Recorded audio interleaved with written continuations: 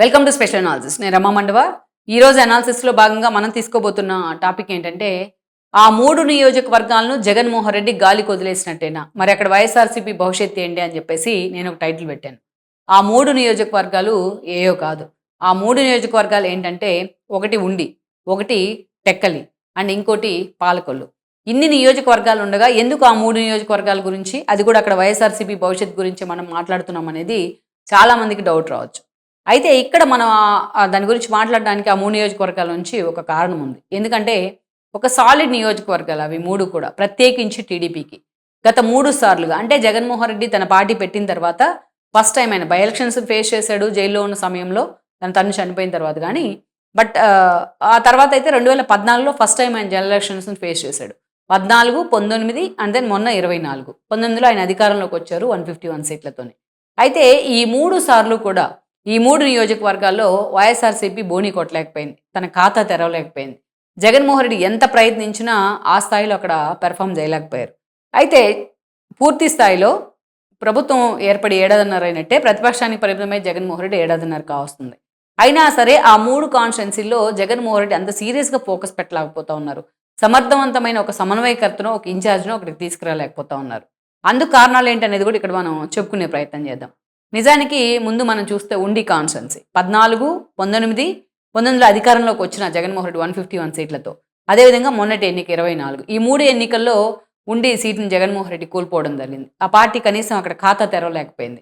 Especially మొన్న గతంలో అక్కడ మనం చూస్తే ఉండి శివ ఎమ్మెల్యేగా ఉన్నారు. తర్వాత రామరాజు ఉన్నారు. ఆ తర్వాత మొన్న ఏదైతే షఫ్లింగ్‌లో అంటే కూటమి మధ్య సీట్ల పంపకాల్లో భాగంగా అది రఘురామ్‌కి వెళ్ళడం జరిగింది. రఘురామ్ పోటీ చేశారు మొన్నటి నుంచి. సరే ఆయన మీద రాష్ట్ర వ్యాప్తంగా ఉన్న ఒక ఇమేజ్, ఒక సింపతి ఉండిలో కూడా పనిచేసింది.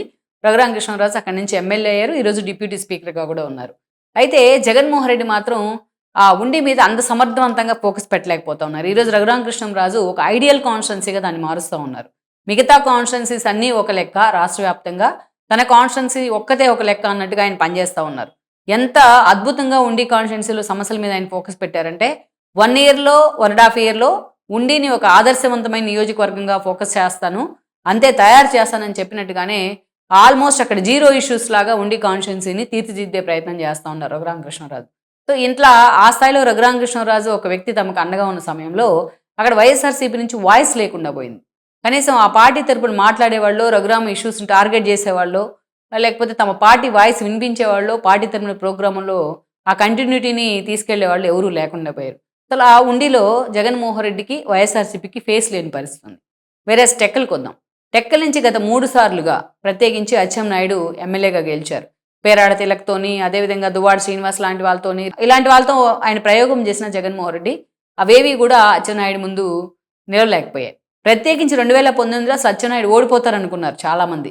కానీ అలాంటి క్రైసిస్ టైంలో కూడా అచ్చెన్నాయుడు గెలవడం జరిగింది టెక్కలి కాన్స్టిట్యున్సీ నుంచి. ఇక మొన్నటి ఎన్నికల్లో అయితే మాత్రం మొత్తం క్లీన్ స్వీప్ చేసింది కూటమి. ఇలాంటి పరిస్థితుల్లో అచ్చెన్నాయుడు లాంటి వాళ్ళు ఈ రోజున ఆయన ఆల్రెడీ 2014లో మంత్రిగా పనిచేశారు. మొన్న జగన్మోహన్ రెడ్డి హయాంలో కూడా ఫ్లోర్ లీడర్‌గా ఉన్నారు. పార్టీ అధ్యక్షుడిగా కూడా ఉన్నారు.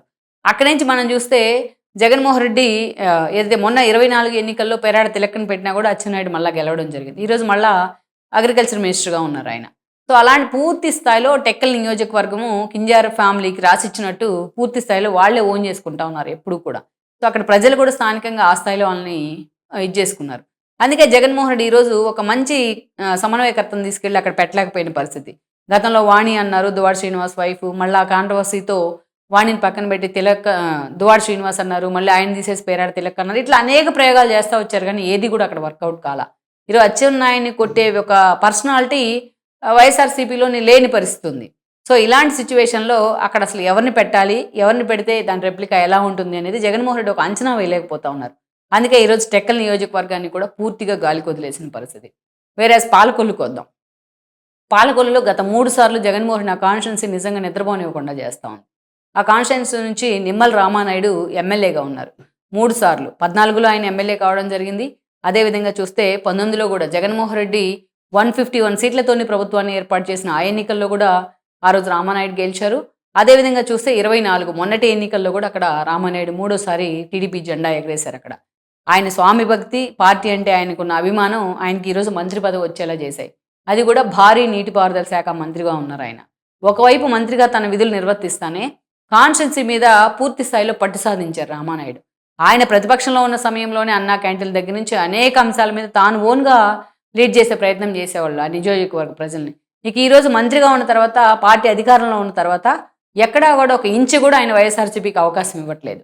పూర్తి స్థాయిలో యాక్టిఫై చేస్తారు పాలకొల్లు కాన్స్టిట్యున్సీని.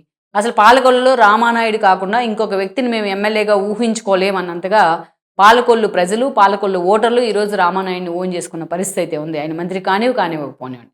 సో అలాంటి సిచ్యువేషన్లో ఈరోజు పాలకొల్లులో వరుసగా 3 సార్లు ఓడిపోయినా కనీసం అక్కడ ఒక మంచి సమన్వయకర్తనో, మంచి పోటీదారునో, మంచి ఇన్ఛార్జ్నో జగన్మోహన్ రెడ్డి నియమించలేకపోతా ఉన్నారు.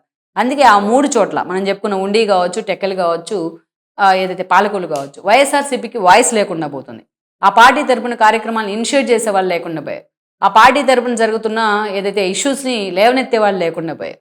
సో అందుకే జగన్మోహన్ రెడ్డి ఇలాంటి కాన్షియన్సీ మీద వరుసగా తాను ఇన్ని చోట్ల ఎందుకు ఇన్నిసార్లు ఓడిపోయాను అనే కాన్షియన్సీ మీద ఫోకస్ పెడితే బాగుంటుంది. ప్రత్యేకించి ఇలాంటి చోట కనీసం ఇప్పటికైనా ఒక సమన్వయకర్త అయినా, సాలిడ్ సమన్వయకర్తలనైనా నియమిస్తే బాగుంటుంది అనేది పార్టీ శ్రేణుల మాట. Please share, like and subscribe R24 Telugu YouTube channel.